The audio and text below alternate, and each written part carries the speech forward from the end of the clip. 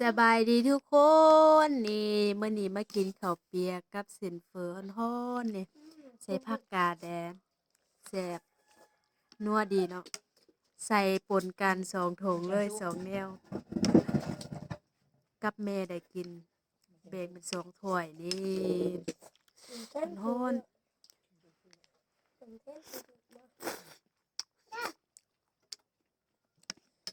ใส่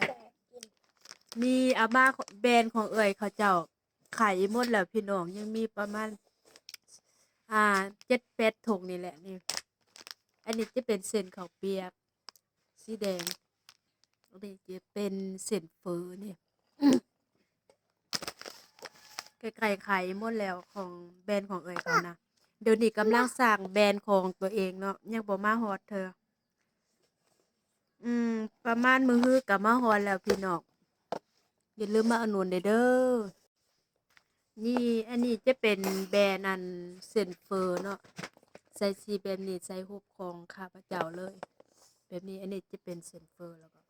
อันนี้เส้นข้าวเปียกนี่จะมาฮอดไวๆนี่อีก3มื้อก็มาฮอดแล้วอ่าจะขายถุงหนึ่ง25,000กีบแต่ว่าถ้าซื้อ5ถุงก็เก่าๆเนาะเก่าๆ99,000กีบถ้าซื้อฮอด5ถุงราคาอนุญาตกินก่อนเด้อ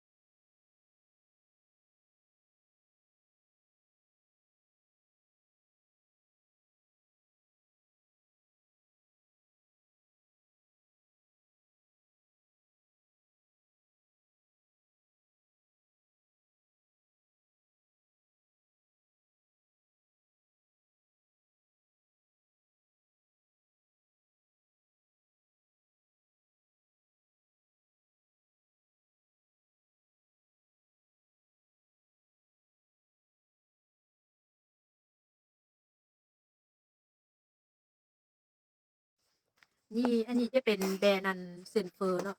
ใส่สีแบบนี้ใส่รูปของข้าพเจ้าเลยแบบนี้อันนี้จะเป็นเซ็นเฟอร์แล้วก็อันนี้เซ็นข้าวเปียกนี่จะมาฮอดไวๆนี่อีก3มื้อก็มาฮอดแล้ว